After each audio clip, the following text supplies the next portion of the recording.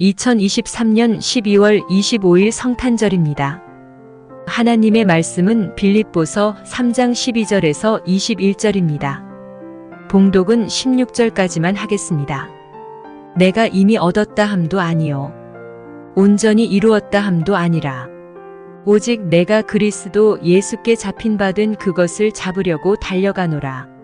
형제들아, 나는 아직 내가 잡은 줄로 여기지 아니하고 오직 한 일즉 뒤에 있는 것은 잊어버리고 앞에 있는 것을 잡으려고 표대를 향하여 그리스도 예수 안에서 하나님이 위에서 부르신 부름의 상을 위하여 달려가노라.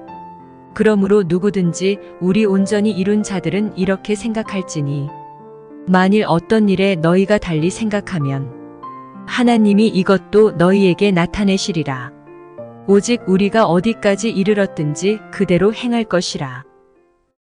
네, 하나님 말씀을 증거하겠습니다. 네, 오늘 이제 본문에 보게 되면 14절에 보게 되면 표대를 향하여 나아간다 이렇게 기록하고 있죠. 표대라고 하는 것은 사명이겠죠. 사명을 위해서 나아간다. 그것도 그냥 뭐 걸어가는 모습이 아니고 달려가는 그런 모습으로 표현하고 있습니다. 그래서 12절에 보게 되면 예수께 그리스도 예수께 잡힌 바 된 그것을 잡으려고 달려가고 있다 이렇게 이야기합니다.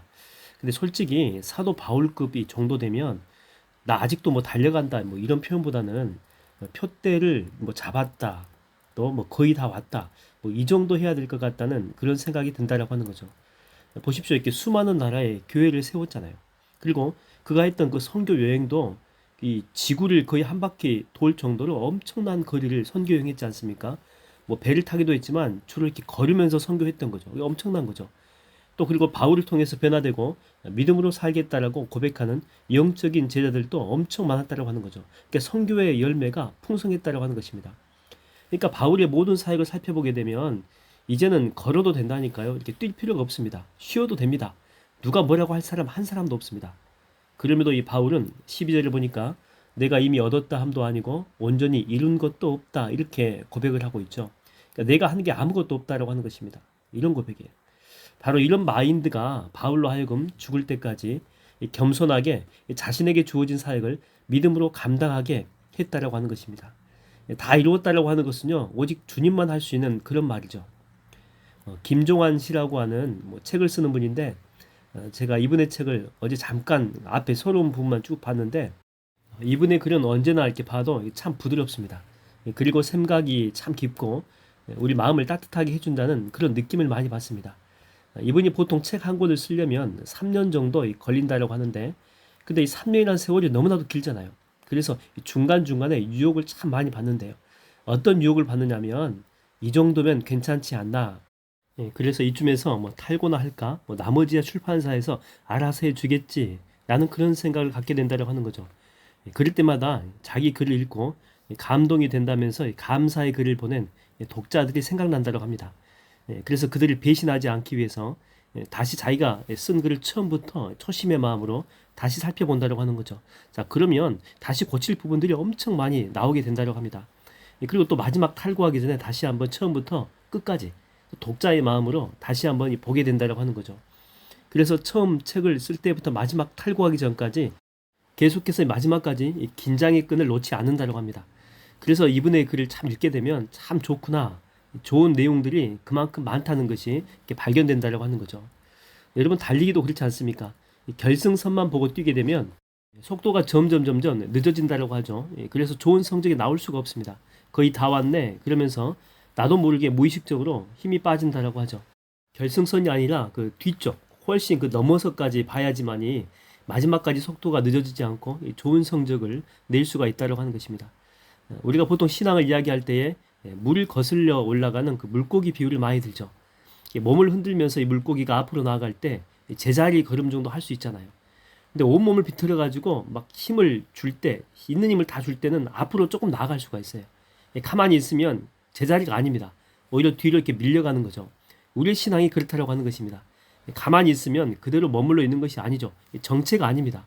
뒤로 오히려 밀려나게 돼 있다고 하는 것입니다. 특별히 기도를 안 하게 되면 예전에 그 기도의 능력이 그대로 내게 머물러 있는 것이 아니에요. 한참이나 이렇게 뒤로 밀려나 있다고 하는 것이죠.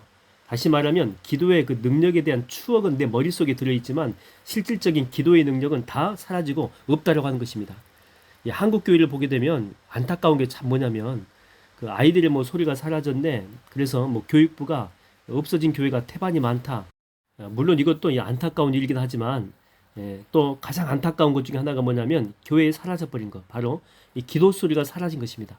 이 공식적으로 예배하고 기도하는 것 말고 사적으로 교회 와서 기도하고 또 말씀 보고 부르짖고 또 방언하고 주님과 영적인 대화와 이렇게 교제하는 거 있잖아요. 하나님과의 그런 대화 소리가 전부 다 사라져 버렸다고 하는 것입니다.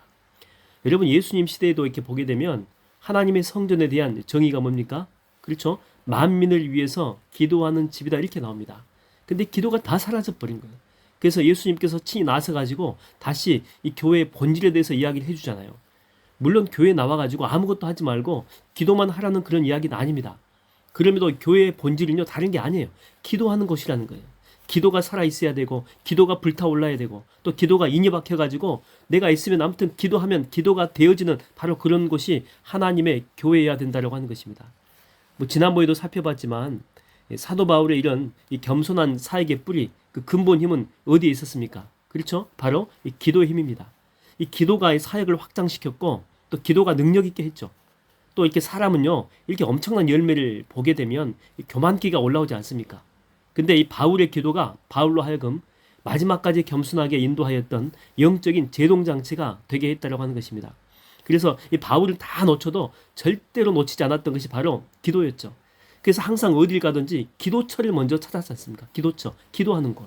왜냐하면 사역이 되게 하는 것도 기도고 또 사역이 겸손하게 마무리시키려면 또 기도가 필요했기 때문에 기도가 알파고 기도가 오메가이기 때문에 그러므로 여러분 기도의 끈을 놓친다라고 하는 것은 물에 떠내려가는 그 고기처럼 우리 인생 전체가 정말 무기력한 그런 삶, 마치 죽어있는 것과 같은 그런 시체 같은 그런 인생이 될 수 있다고 하는 것입니다.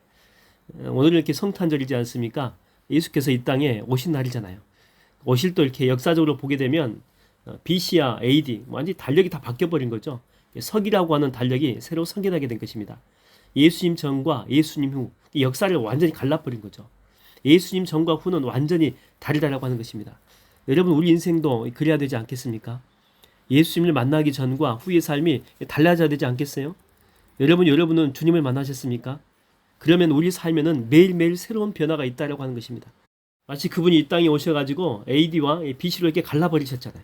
마찬가지로 우리 삶 속에 새로움과 새 역사와 또한 새 능력과 새 권능으로 함께 한다라고 하는 것입니다. 그런 분과 우리가 이렇게 기도로 대화하잖아요. 그때 그분이 우리 가운데 오신다니까요. 하늘문이 매일매일 열려요. 매일매일 새로움이 임한다니까요. 우리에게 지혜를 주시고 또 은혜를 또 부어주시고 치유해 주시고 또 용기를 주시고 무엇보다도 매일매일 나를 사랑해 주시는데 바로 이 모든 것들이 주님께로부터 하늘로부터 내려온다고 하는 것입니다. 여러분이 바울이 마지막까지 달려갈 수 있었던 그런 겸손함은 그리고 바로 그 에너지 바로 그것은 주님으로부터 나온 것입니다. 주님이 능력 주셨기 때문에 가능했던 것입니다. 오늘 성탄절에 주님께 다시 부르짖어 보십시오. 주님 다시 회복시켜 주시옵소서. 다시 내 기도를 살려 주시옵소서. 내 기도의 능력을 회복시켜 주시옵소서. 오늘 성탄의 가장 큰 선물로 주님께서 여러분에게 은혜 가운데 함께 하실 줄로 믿습니다. 기도하겠습니다. 하나님 아버지, 정말 사도 바울의 모습을 바라보게 됩니다. 마지막까지 끝까지 겸손했고 마지막까지 하나님을 향해서 열심히 달려갔던, 그러나 내가 했던 것이 아무것도 없고 다 하나님의 은혜입니다라고 하나님 겸손함을 고백했던 그 사도 바울의 삶, 바로 그 인생이 내 인생이 되게 하여 주시옵소서. 그러나 어느 순간 내 자신의 삶을 살펴보니 마치 죽어서 물에 떠내려가는 물고기의 삶처럼 하나님 내 삶이 무기력해져 있음이 발견하게 됩니다. 알고 보니 내 삶 속에 기도가 사라져버렸기 때문에 하나님에 대한 예배가 사라져버렸기 때문에 하나님 앞에 울부짖는 부르짖는 그 기도의 영성이 사라져버렸기 때문에 내 삶이 죽어있는 것 같은 이런 삶이 되었습니다. 주님 다시 이 성탄절에 나를 회복시켜 주시옵소서. 성령의 불로 하나님의 역사가 강력하게 내 속에 소용돌이 쳐서 나를 다시 하나님의 사람으로 세워 주시옵소서. 감사드렸고 예수님의 이름으로 기도하옵나이다. 아멘.